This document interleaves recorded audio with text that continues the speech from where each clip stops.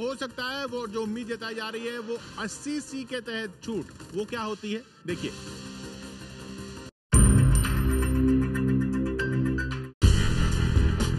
Tax में जो बड़ी राहत अरुण जेटली के बजट में मिल सकती है वो मिल सकती है उनको जो बचत करें, यानी तभी जब पैसा सेक्शन 80C के तहत निवेश करें। अभी इसके तहत बीमा, पीएफ वगैरह में 1 लाख तक निवेश पर इनकम टैक्स नहीं लगता। यानी अगर 1 लाख रुपए तक इंश्योरेंस प्रीमियम, पीएफ वगैरह में निवेश कर दें तो उस पैसे पर टैक्स नहीं लगता जो निवेश कर दिया। इसमें उनको ज्यादा फायदा होता है जो ज्यादा कमाते हैं, क्योंकि 2 लाख से 5 लाख सालाना कमाने वालों का टैक्स बनता है 10%।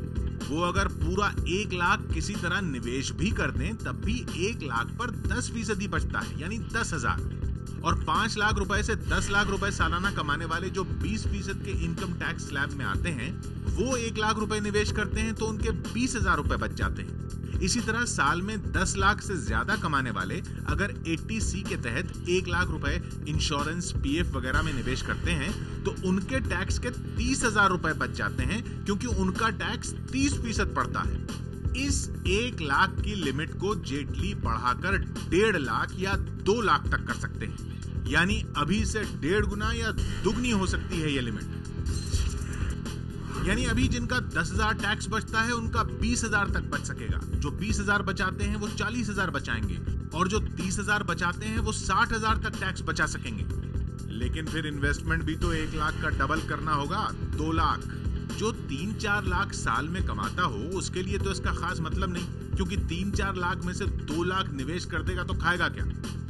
लेकिन टैक्स में राहत के नाम पर ये अरुण जेटली के बजट की बड़ी घोषणा हो सकती है। भले ही 30,000 रुपए की एक्स्ट्रा टैक्स बचत साल में 10 लाख से ज्यादा कमाने वालों को ही मिलेगी, लेकिन संदेश तो यही जाएगा कि 30,000 रुपए की टैक्स की बचत दे दी सरकार ने। सरकार को यह फायदा होगा कि टैक्स में ये वाली बचत करने के लिए लोग LIC, PPF, 5 साल वाली बैंक की FD वगैरह में पैसा डालेंगे, जो असल में सरकार का ही तो काम आएगा।